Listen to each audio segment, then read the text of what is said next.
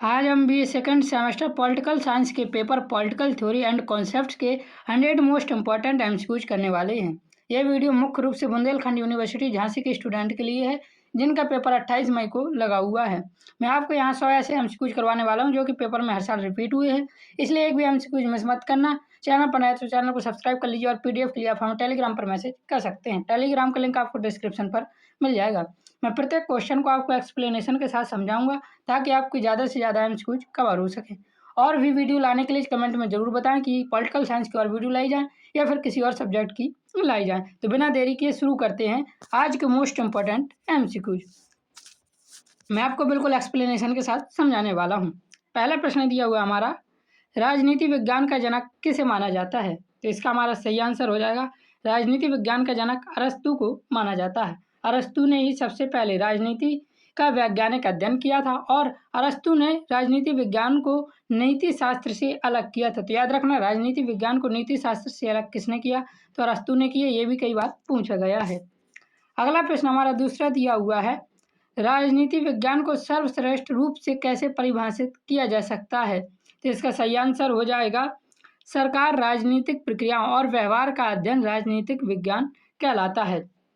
आधुनिक राजनीतिक विज्ञान केवल राज्य या सरकार का नहीं बल्कि मानव के पूरे राजनीतिक व्यवहार और प्रणाली का अध्ययन करता है, इसलिए इसका सही आंसर हो जाएगा सी ऑप्शन। क्वेश्चन नंबर तीसरा हमारा देखिए दिया हुआ है, राजनीति विज्ञान के क्षेत्र में क्या शामिल है? तो सरकारी संस्थानों का अध्ययन, राजनीतिक सिद्धांतों का अध्ययन और अंतर्राष्ट्रीय संबंधों का अध्ययन, ये तीनों ही राजनीति विज्ञान के क्षेत्र में शामिल हैं। क्वेश्चन नंबर चौथा देखिए हमारा दिया हुआ है, निम्नलिखित में से कौन राजनीतिक विज्ञान के अध्ययन की विधि नहीं है? तो इसका हमारा सही आंसर हो जाएगा प्रयोगात्मक विधि। राजनीतिक विज्ञान में भौतिक विज्ञान की तरह बंद कमरे में प्रयोगशाला या प्रयोग नहीं किए जा सकते, इसलिए राजनीतिक विज्ञान के अध्ययन की विधि प्रयोगात्मक विधि नहीं है। ऐतिहासिक विधि, तुलनात्मक विधि और वैज्ञानिक विधि, ये तीनों ही राजनीतिक विज्ञान के अध्ययन की विधियां हैं। क्वेश्चन नंबर 5 हमारा देखिए दिया हुआ है, राजनीति विज्ञान के बारे में निम्नलिखित में से कौन सा कथन गलत है? तो इसका सही आंसर है, यह केवल एक सैद्धांतिक विषय और इसका कोई व्यावहारिक महत्व नहीं है। ये पूरी तरह से गलत है। इसका व्यावहारिक महत्व हमारे जीवन पर राजनीति विज्ञान का है। राजनीति कैसे काम करती है हम समझते हैं और ये तीनों है, तो इसको आप अच्छे से पढ़ लीजिए। पीडीएफ के लिए टेलीग्राम पर मैसेज जरूर करें, फ्री में मैं आपको पीडीएफ प्रोवाइड करा दूंगा। छठा क्वेश्चन दिया हुआ है, राजनीति विज्ञान में निम्नलिखित में से किन सामाजिक विज्ञानों से निकटता से जुड़ा हुआ है? तो राजनीति विज्ञान, समाजशास्त्र, अर्थशास्त्र और इतिहास तीनों विज्ञान से अच्छे से जुड़ा हुआ है। अगला प्रश्न देखिए दिया हुआ हमारा क्वेश्चन नंबर 7, राजनीति विज्ञान में कौन सी विधि विभिन्न देशों की राजनीतिक प्रणालियों की तुलना करती है? तो जब तुलना की बात आती है तो राजनीतिक विज्ञान की तुलनात्मक विधि काम आती है। एक भी एमसीक्यूज मिस मत करना, वीडियो को एंड तक जरूर देखना, यहीं से आपके एमसीक्यूज फंसने वाले हैं। एक वीडियो और मैं आपके लिए ला दूंगा यदि आप हमें कमेंट में बता दें कि आपको और वीडियो चाहिए। क्वेश्चन नंबर 8 है हमारा, किसने राजनीति विज्ञान को राज्य का अध्ययन अतीत, वर्तमान और भविष्य में परिभाषित किया है? तो इसका जो हमारा सही आंसर है वो है गेटल ने। तो गेटल ने राजनीति विज्ञान के अध्ययन को अतीत, वर्तमान और भविष्य में परिभाषित किया है। गेटल का मानना था कि राजनीति विज्ञान राज्य के भूत, वर्तमान और भविष्य के स्वरूप का अध्ययन करता है। तो ये याद रखना, बहुत इंपॉर्टेंट प्रश्न है, वेरी वेरी वेरी इंपॉर्टेंट है, ये याद रखना नाम जरूर। क्वेश्चन नंबर 9 देखिए दिया हुआ है, अरस्तु के द्वारा राजनीति विज्ञान पर लिखी गई पुस्तक कौन सी है? तो इसका सही आंसर हो जाएगा पॉलिटिक्स। पॉलिटिक्स अरस्तु की सबसे महान रचना है जिसमें उन्होंने कई देशों के संविधानों का अध्ययन करके राज्य का वर्णन किया है। तो पॉलिटिक्स में किसका अध्ययन है? तो विभिन्न देशों के संविधानों का अध्ययन है पॉलिटिक्स में, जिसे अरस्तु ने लिखा है। क्वेश्चन नंबर 10 देखिए हमारा दिया हुआ है, राजनीति विज्ञान और समाजशास्त्र एक दूसरे से संबंधित है क्योंकि दोनों अध्ययन करते हैं। तो ये दोनों ही मानव समाज और व्यवहार का अध्ययन करते हैं, राजनीति विज्ञान और समाजशास्त्र, इसलिए दोनों एक दूसरे से संबंधित है। दोनों ही समाज में रहने वाले मनुष्य और उसके आचरण से जुड़े हुए हैं। क्वेश्चन नंबर 11 देखिए दिया हुआ है, एकलवादी संप्रभुता सिद्धांत का प्रमुख समर्थक कौन था? तो इसका सही आंसर है जॉन ऑस्टिन। ये बहुत बार पूछा गया है, बहुत इंपॉर्टेंट क्वेश्चन है। जॉन ऑस्टिन ने बताया था कि सत्ता या संप्रभुता केवल एक ही निश्चित व्यक्ति या संस्था के पास नहीं होती है, ये जॉन ऑस्टिन ने कहा था। तो इन्होंने कौन सा सिद्धांत दिया? एकलवादी संप्रभुता का सिद्धांत दिया है। क्वेश्चन नंबर 12 देखिए दिया हुआ है, बहुलवादी संप्रभुता सिद्धांत किस अवधारणा का विरोध करता है? तो इसका सही आंसर है राज्य की पूर्ण सत्ता। बहुलवाद मानता है कि शक्ति केवल राज्य के पास नहीं बल्कि समाज के अन्य संघों में भी बटी होनी चाहिए। यह बहुलवादी संप्रभुता सिद्धांत का मानना है। क्वेश्चन नंबर 13 दिया हुआ है, निम्नलिखित में से कौन बहुलवाद से संबंधित है, अर्थात इनमें से कौन सा राजनीतिक बहुलवाद से संबंधित है। तो इसका सही आंसर है लास्की। लास्की बहुलवाद के बहुत बड़े समर्थक थे। उनका मानना था कि राज्य समाज के अन्य संघों के समान ही एक संघ है। ये किसका मानना था, तो लास्की का मानना तो बहुत इंपॉर्टेंट है, याद रखना। क्वेश्चन नंबर 14 देखिए हमारा दिया हुआ है, निम्नलिखित में से कौन कानून का स्रोत नहीं है। तो इसका सही आंसर हो जाएगा दिव्य प्रकाश। प्रथाएं, विधानमंडल और न्यायिक दृष्टांत फैसले कानून बनाते हैं, लेकिन दिव्य प्रकाश कोई कानूनी स्रोत नहीं है, याद रखना। क्वेश्चन नंबर 15 देखिए दिया हुआ है, किसने कानून को संप्रभुता के द्वारा दिए गए आदेश के रूप में परिभाषित किया है। तो जॉन ऑस्टिन ने कानून को संप्रभुता के द्वारा दिए गए आदेश के रूप में परिभाषित किया है। ये जॉन ऑस्टिन का मानना था। इनका प्रसिद्ध कथन था कि कानून राजा या संप्रभु का आदेश है जिसका पालन न करने पर दंड मिलता है। ये जॉन ऑस्टिन ने कहा था। क्वेश्चन नंबर 16 देखिए, प्राकृतिक विधि को किस प्रकार परिभाषित किया जा सकता है। तो इसका सही आंसर है ईश्वरीय एवं प्राकृतिक सिद्धांतों से उत्पन्न कानून को प्राकृतिक विधि कहते हैं, याद रखना। क्वेश्चन नंबर 17 दिया हुआ है, निम्नलिखित में से कौन सा दंड का सिद्धांत नहीं है। तो इसका सही आंसर हो जाएगा संविदात्मक सिद्धांत। दंड के मुख्य सिद्धांत सुधारात्मक सिद्धांत, निवारण सिद्धांत और प्रतिशोधात्मक सिद्धांत है। संविदात्मक कोई दंड सिद्धांत नहीं है, याद रखना ये। क्वेश्चन नंबर 18 दिया हुआ है, आंख के बदले आंख, दांत के बदले दांत के सिद्धांत पर आधारित दंड का कौन सा सिद्धांत है। ये बहुत इंपॉर्टेंट है, वेरी वेरी इंपॉर्टेंट है। तो इसका हमारा सही आंसर हो जाएगा जो इसका है प्रतिशोधात्मक सिद्धांत। ये आंख के बदले आंख और दांत के बदले दांत के सिद्धांत प्रतिशोधात्मक सिद्धांत कहलाता है। यह बदले की भावना पर आधारित है जिसमें अपराधी को उतना ही नुकसान पहुंचाया जाता है जितना कि उस अपराधी ने किया हुआ है, और इस सिद्धांत के समर्थक बहुत ज़्यादा लोग हैं। क्वेश्चन नंबर 19 है हमारा, सुधारात्मक दंड सिद्धांत का मुख्य उद्देश्य क्या है। तो इसका सही आंसर है अपराधी के व्यवहार को बदलना, अर्थात अपराधी को सुधारना। क्वेश्चन नंबर 20 देखिए दिया हुआ है, प्रतिरोधक दंड सिद्धांत का उद्देश्य क्या है। तो इसका सही आंसर है कठोर दंड देकर दूसरों को उदाहरण प्रस्तुत करना कि यदि आप भी ऐसा काम करेंगे तो आपको भी इतना भयानक दंड मिल सकता है। देखिए मैं यहाँ पे मोस्ट इंपॉर्टेंट एमसीक्यूज करवाता हूँ, लेकिन आप चाहते हैं आप 100% स्कोर करें, लिंक डिस्क्रिप्शन पर आपको थ्योरी का मिल जाएगा। थ्योरी को कंप्लीट करने के बाद आपको एक भी एमसीक्यूज मिस नहीं होगा। यहाँ मैं आपकी 2 क्लास एमसीक्यूज के लिए कराऊंगा। यदि आप कमेंट करेंगे यहाँ से भी आप ज़्यादा से ज़्यादा प्रश्न कंप्लीट कर पाएंगे। यदि आपके पास समय नहीं है तो सिर्फ ये 2 वीडियो देखकर ही आप पेपर देने जा सकते हैं और अच्छा खासा स्कोर कर पाएंगे। क्वेश्चन नंबर 21 है, स्वतंत्रता का अर्थ क्या है। तो इसका सही आंसर है उचित सीमाओं के भीतर रहकर जीवन जीने का अधिकार स्वतंत्रता है। क्वेश्चन नंबर 22 दिया हुआ है, ऑन लिबर्टी पुस्तक के लेखक कौन है। तो इसका सही आंसर है ऑन लिबर्टी पुस्तक के लेखक जेएस मिल हैं, जेएस मिल भी इन्हें कहते हैं। तो याद रखना जेएस मिल ने इस पुस्तक में अर्थात ऑन लिबर्टी पुस्तक में इंसान की स्वतंत्रता और अभिव्यक्ति की आज़ादी का समर्थन किया है। तो ऑन लिबर्टी पुस्तक में किसका समर्थन है, तो इंसान की स्वतंत्रता और अभिव्यक्ति की आज़ादी का समर्थन है, याद रखना। और इसका समर्थन कौन करता था, तो जेएस मिल करती थी। क्वेश्चन नंबर 23 दिया हुआ हमारा, समानता का मुख्य उद्देश्य क्या है। तो इसका सही आंसर है सभी को समान अवसर देना समानता का उद्देश्य है। क्वेश्चन नंबर 24 देखिए दिया हुआ है, कौन सी समानता सभी नागरिकों को राजनीतिक अधिकार देती है। तो राजनीतिक समानता सभी नागरिकों को राजनीतिक अधिकार देती है। क्वेश्चन नंबर 25 दिया हुआ है, न्याय पर आधारित कौन सी पुस्तक है। तो इनमें से कौन सी पुस्तक न्याय पर आधारित है। तो इसका सही आंसर है थ्योरी ऑफ जस्टिस। ये किसके द्वारा लिखी गई, तो याद रखना theory of justice John Rawls द्वारा लिखी गई है। इस पुस्तक में न्याय को समाज का सबसे पहला और मुख्य गुण बताया गया है थ्योरी ऑफ जस्टिस में। और याद रखना किसने लिखी है ये थ्योरी ऑफ जस्टिस, तो जॉन रॉल्स ने लिखी है। क्वेश्चन नंबर 26 दिया हुआ है, न्याय का अर्थ है प्रत्येक व्यक्ति को उसका उचित अधिकार देना। यह कथन किसका है। तो यह कथन किसका है, तो ये प्लेटो का कथन है, याद रखना, बहुत इंपॉर्टेंट प्रश्न है ये। क्वेश्चन नंबर 27 दिया हुआ है, राजनीति विज्ञान में सत्ता का क्या अर्थ होता है। दूसरों को प्रभावित करने की क्षमता, दूसरों को इन्फ्लुएंस करने की क्षमता राजनीति विज्ञान में सत्ता का अर्थ है आपने इन्फ्लुएंसर आपको इन्फ्लुएंस करते हैं, राजनीतिज्ञ जो होते हैं वो आपको इन्फ्लुएंस करते हैं, आपको प्रभावित करते हैं। जैसे कि प्रधानमंत्री मोदी जी आपको इतना प्रभावित करते हैं कि वो एक मतलब कि फिर भी उसे आप वोट करने चले ही जाते हैं, मन बना के जाएँगे किसी और को देने को और आप वोट देकर आएँगे बीजेपी पे। तो प्रभावित करने की क्षमता को राजनीति विज्ञान में सत्ता कहा गया है, याद रखना। क्वेश्चन नंबर 28 दिया हुआ है, वैधता की अवधारणा किस विचारक से जुड़ी है? तो इसका हमारा सही आंसर हो जाएगा मैक्स वेबर से जुड़ी है। वेबर ने बताया कि जब सत्ता को जनता की सहमति और सम्मान मिल जाता है तब वह वैध हो जाता है।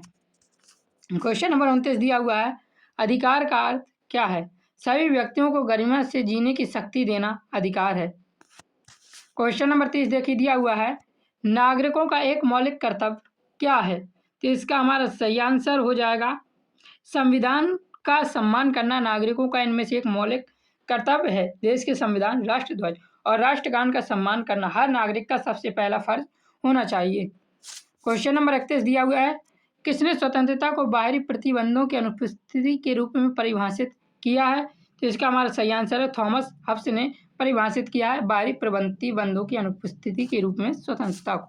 क्वेश्चन नंबर 32 दिया हुआ है, राष्ट्रपति प्रणाली में राष्ट्रपति क्या होता है?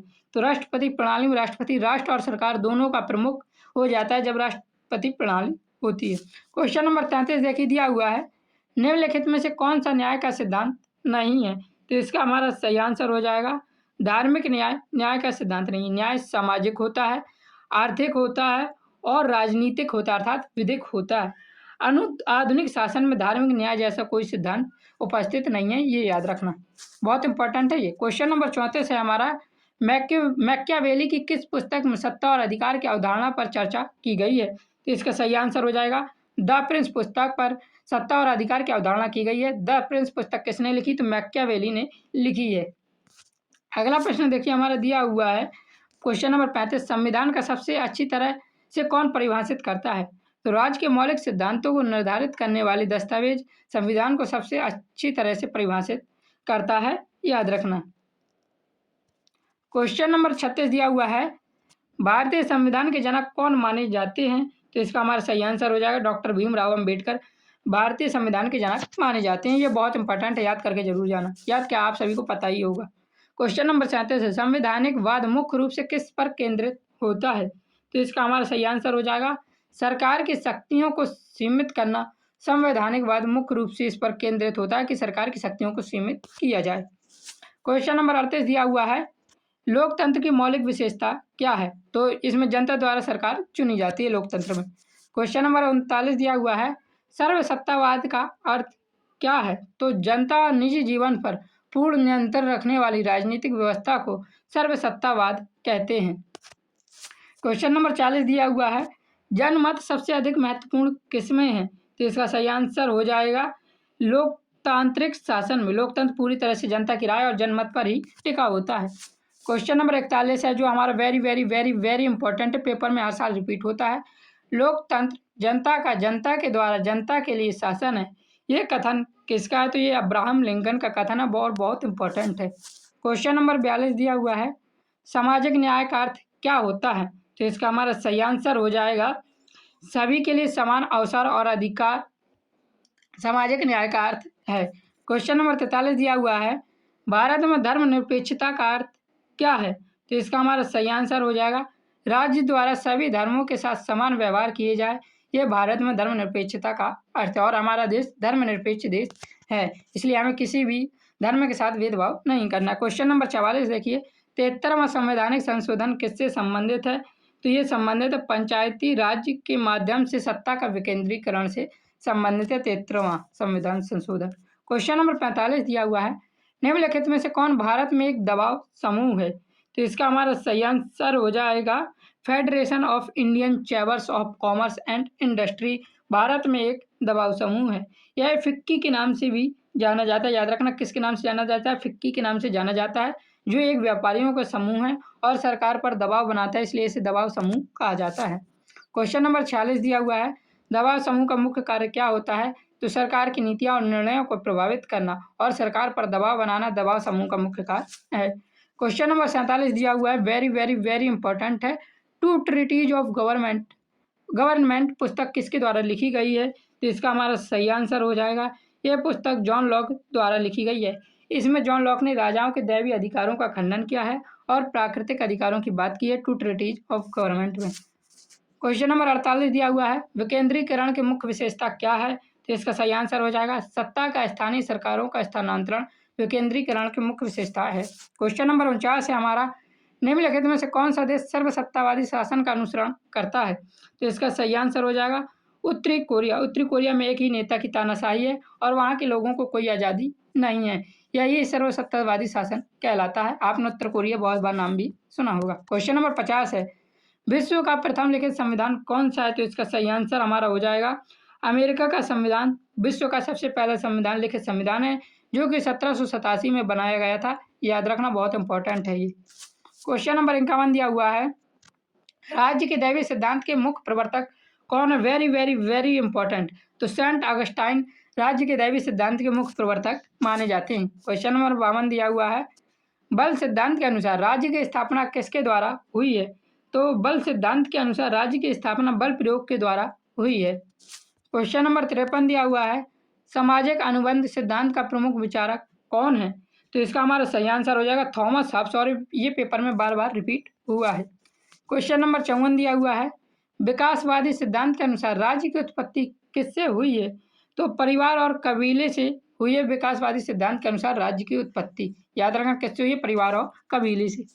क्वेश्चन नंबर 55 दिया हुआ है, मार्क्सवादी सिद्धांत के अनुसार राज्य क्या है? तो उत्पीड़न का उपकरण है मार्क्सवादी सिद्धांत के अनुसार राज्य।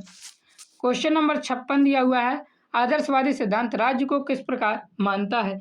तो जो आदर्शवादी सिद्धांत है वह राज्य को नैतिक और आध्यात्मिक मूल्यों के रूप में देखता है, याद रखना।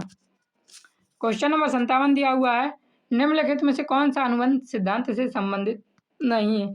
इनमें से मतलब कौन जो राजनीतिज्ञ, तो जो राजनीति में जिन्होंने अपना योगदान दिया, इनमें से कौन है जो अनुबंध सिद्धांत से संबंधित नहीं है? तो कार्ल मार्क्स अनुबंध सिद्धांत से संबंधित नहीं है। मार्क्स राज्य को अमीरों का हथियार मानते थे, उनके समझौते में कोई संबंध नहीं है, ये कार्ल मार्क्स का मानना था। क्वेश्चन नंबर 58 दिया हुआ है, कल्याणकारी राज्य का मुख्य उद्देश्य क्या है? तो सामाजिक और आर्थिक न्याय सुनिश्चित करना कल्याणकारी राज्य का मुख्य उद्देश्य है। क्वेश्चन नंबर 59 दिया हुआ है, राज्य के उदारवादी सिद्धांत का मुख्य आधार क्या है? तो इसका सही आंसर हो जाएगा व्यक्तिगत स्वतंत्रता और सीमित सरकार राज्य के उदारवादी सिद्धांत का मुख्य आधार है। क्वेश्चन नंबर 60 देखिए दिया हुआ है, समाजवादी सिद्धांत किसका समर्थन करता है? तो इसका हमारा सही आंसर हो जाएगा उत्पादनों के साधनों पर राज्य का नियंत्रण हो, यह समाजवादी सिद्धांत समर्थन करता है इस बात का। क्वेश्चन नंबर 61 है हमारा, निम्नलिखित में से कौन सा राज्य का तत्व नहीं है?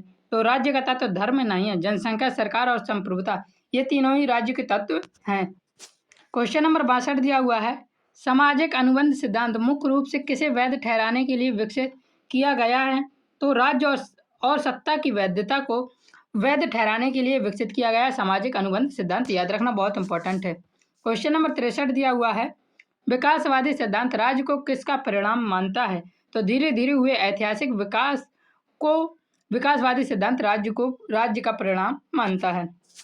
क्वेश्चन नंबर 64 दिया हुआ है, राज्य वह सत्ता है जो वैध बल प्रयोग पर एकाधिकार रखती है, ये परिभाषा किसने दी है? तो ये परिभाषा दी थी मैक्स वेबर ने, और ये very very very important question साथ हो जाता है। वेबर का मानना था कि समाज में केवल राज्य के पास ही बल प्रयोग का कानूनी अधिकार होना चाहिए, ये मैक्स वेबर का मानना था। क्वेश्चन नंबर 65 दिया हुआ है, गठबंधन सरकार कब बनती है? तो इसका हमारा सही आंसर हो जाएगा जब कई दल मिलकर सरकार बनाते हैं तब गठबंधन सरकार बनती है। पीडीएफ के लिए टेलीग्राम पर जरूर मैसेज करें, एकदम फ्री है आपके लिए पीडीएफ, याद रखना। क्वेश्चन नंबर 66 है, राजनीति विज्ञान में संस्थागत दृष्टिकोण मुख्य रूप से किस पर केंद्रित है? तो इसका हमारा सही आंसर हो जाएगा संस्थाओं की संरचना और कार्य प्रणाली पर। राजनीति विज्ञान के संस्थागत दृष्टिकोण मुख्य रूप से केंद्रित है तो संस्थाओं की संरचना और कार्य प्रणाली पर। क्वेश्चन नंबर 67 दिया हुआ है, ऐतिहासिक दृष्टिकोण किसका अध्ययन करता है? तो अतीत की राजनीतिक घटनाओं और संस्थाओं का अध्ययन करता है ऐतिहासिक दृष्टिकोण। क्वेश्चन नंबर 68 दिया हुआ हमारा, समाजशास्त्रीय दृष्टिकोण का जनक कौन माना जाता है? तो इसका सही आंसर है कार्ल मार्क्स समाजशास्त्रीय दृष्टिकोण के जनक माने जाते हैं। वेरी वेरी वेरी इंपॉर्टेंट है, याद करके जरूर जाना। क्वेश्चन नंबर 69 दिया हुआ है, मानकवादी दृष्टिकोण मुख्य रूप से किस पर केंद्रित है? तो ये राजनीति में क्या होना चाहिए, ये मानववादी दृष्टिकोण इस पर केंद्रित है, याद रखना। क्वेश्चन नंबर 70 दिया हुआ है दार्शनिक दृष्टिकोण किस पर आधारित है, तो राजनीति की नैतिक और दार्शनिक व्याख्या पर आधारित है। क्वेश्चन नंबर 71 देखिए दिया हुआ है पारंपरिक दृष्टिकोण की कौन सी विशेषता नहीं है, तो वैज्ञानिक विधियों का उपयोग करना पारंपरिक दृष्टिकोण की विशेषता नहीं है। ऐतिहासिक अध्ययन, दार्शनिक विश्लेषण और संस्थागत अध्ययन ये पारंपरिक दृष्टिकोण की विशेषता है। क्वेश्चन नंबर 72 है इसी प्रकार राजनीति विज्ञान में व्यवहारवाद किसके विरोध में उभरा है, तो जो व्यवहारवाद है वह पारंपरिक विधियों में अनुभवजन्य शोध की कमी के कारण राजनीति विज्ञान में व्यवहारवाद उभरा था। क्वेश्चन नंबर 73 है व्यवहारवाद का मुख्य ध्यान किस पर केंद्रित है, तो अनुभवजन्य तरीकों पर आधारित राजनीतिक व्यवहार पर व्यवहारवाद का मुख्य ध्यान केंद्रित है। क्वेश्चन नंबर 74 दिया हुआ है व्यवहारवाद से जुड़ा प्रमुख विचारक कौन है, तो इसका सही आंसर हो जाएगा डेविड ईस्टन व्यवहारवाद से जुड़े प्रमुख विचारक हैं। डेविड ईस्टन को ही राजनीति विज्ञान में व्यवहारवादी क्रांति का नेता माना जाता है। तो याद रखना व्यवहारवादी क्रांति का नेता किसे माना जाता है, तो डेविड ईस्टन को माना जाता है। क्वेश्चन नंबर 75 दिया हुआ है उत्तर व्यवहारवाद किसकी आलोचना के रूप में उभरा है, तो उत्तर व्यवहारवाद व्यवहारवाद की आलोचना के रूप में उभरा है। क्वेश्चन नंबर 76 दिया हुआ है उत्तर व्यवहारवाद का नारा क्या है, तो प्रासंगिकता और क्रिया, ये उत्तर व्यवहारवाद का नारा था। राजनीति विज्ञान को समाज की समस्याओं को सुलझाने के लिए काम करना चाहिए, ये उत्तर व्यवहारवाद का मानना था, जिसे प्रासंगिकता और क्रिया कहा गया है। क्वेश्चन नंबर 77 है आधुनिकतावाद की प्रमुख विशेषता क्या है, मान सिद्धांतों और प्रगति को स्वीकार करना आधुनिकतावाद की प्रमुख विशेषता है। क्वेश्चन नंबर 78 दिया हुआ है उत्तर आधुनिकतावाद क्या तर्क देता है, तो जो उत्तर आधुनिकतावाद है राजनीति में कोई पूर्ण सत्य नहीं है, ये उत्तर आधुनिकतावाद का तर्क है। क्वेश्चन नंबर 79 दिया हुआ है संसदीय प्रणाली में सत्तारूढ़ दल कौन सा होता है, तो संसदीय प्रणाली में सत्तारूढ़ दल विधायिका में बहुमत प्राप्त करने वाला दल होता है। क्वेश्चन नंबर 80 दिया हुआ हमारा राजनीति विज्ञान में उदारवाद से जुड़ा प्रमुख विचारक कौन है, तो इसका सही आंसर हो जाएगा सीमेल और फ्रोको राजनीति विज्ञान में उत्तर उदारवाद से जुड़े प्रमुख विचारक माने जाते हैं। इन दोनों विचारकों ने उदारवाद के नए और आधुनिक स्वरूप पर चर्चा की थी, सीमेल और फ्रोको ने। क्वेश्चन नंबर 81 दिया हुआ है सरकार का कौन सा अंग कानून को लागू करने का कार्य करता है, तो कार्यपालिका कानून को लागू करने का कार्य करती है, विधायिका कानून बनाती है और कार्यपालिका क्या करती है, उसे जमीन पर लागू करती है, याद रखना ये। क्वेश्चन नंबर 82 है लोकतांत्रिक सरकार में न्यायपालिका मुख्य रूप से कौन सा कार्य करती है, तो इसका सही आंसर हो जाएगा कानूनों की व्याख्या करना। न्यायपालिका मुख्य रूप से यह कार्य करती है कि कानून की वह व्याख्या करे।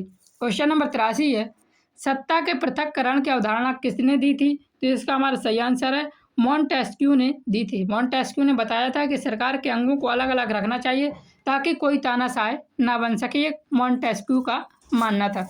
क्वेश्चन नंबर 84 है निम्नलिखित में से कौन सा विधायिका का कार्य नहीं है, तो इसका सही आंसर हो जाएगा कानून लागू करना विधायिका का कार्य नहीं है। कानून बनाना, बजट पारित करना और सरकार पर नियंत्रण रखना ये विधायिका का कार्य है। कानून को लागू करने का काम कार्यपालिका का होता है, याद रखना। क्वेश्चन नंबर 85 दिया हुआ है संसदीय प्रणाली में कार्यपालिका का वास्तविक प्रधान कौन होता है, तो संसदीय प्रणाली में कार्यपालिका के पास का जो वास्तविक प्रधान है वह प्रधानमंत्री होता है। राष्ट्रपति केवल नाम का मुखिया होता है, असली ताकत प्रधानमंत्री जी के पास होती है, याद रखना ये, जैसे कि अपने देश भारत में। क्वेश्चन नंबर 86 दिया हुआ किस प्रकार की सरकार में कार्यपालिका के पास सर्वोच्च शक्ति होती है, तो इसका सही आंसर हो जाएगा अधिनायकवाद में। तानाशाही में एक ही नेता के पास सारी शक्तियां आ जाती हैं। क्वेश्चन नंबर 87 हमारा संघीय एवं एकात्मक प्रणाली के बीच मुख्य अंतर क्या है, तो इसका सही आंसर हो जाएगा केंद्र और क्षेत्रीय शक्तियों के बीच शक्ति का वितरण होता है। संघीय एवं एकात्मक प्रणाली के बीच में ये मुख्य अंतर है। क्वेश्चन नंबर 88 दिया हुआ है एक राजनीतिक दल किसे कहते हैं, तो इसका सही आंसर हो जाएगा समान विचारधारा वाले लोग का चुनाव लड़ने वाला समूह एक राजनीतिक दल कहलाता है। क्वेश्चन नंबर 89 दिया हुआ है लोकतंत्र का सबसे अच्छा रूप कौन परिभाषित करता है, तो जनता का शासन लोकतंत्र को सबसे अच्छे रूप से परिभाषित करता है। क्वेश्चन नंबर 90 दिया हुआ है अधिनायकवाद क्या दर्शाता है, तो इसका सही आंसर हो जाएगा ऐसी प्रणाली जहां राज्य सार्वजनिक और निजी जीवन पर पूर्ण नियंत्रण रखता है वह अधिनायकवाद कहलाता है। क्वेश्चन नंबर 91 दिया हुआ है, जनमत कैसे बनता है? तो मीडिया, शिक्षा और राजनीतिक नेता और चर्चाओं के माध्यम से जनमत बनता है। क्वेश्चन नंबर 92 दिया हुआ है, सामाजिक न्याय का मुख्य उद्देश्य क्या है? तो समाज के सभी वर्गों को समानता और न्याय प्रदान करना सामाजिक न्याय का मुख्य उद्देश्य है। क्वेश्चन नंबर 93 देखिए दिया हुआ है, धर्मनिरपेक्षता का अर्थ क्या है? यह कई बार पेपर में पूछा गया है, इसे ये तो सबको मालूम होगी। धर्म और सरकारी मामलों का अलगाव, अर्थात धर्म और सरकारी मामले अलग अलग हों, ये धर्मनिरपेक्षता का अर्थ है ऑप्शन के हिसाब से।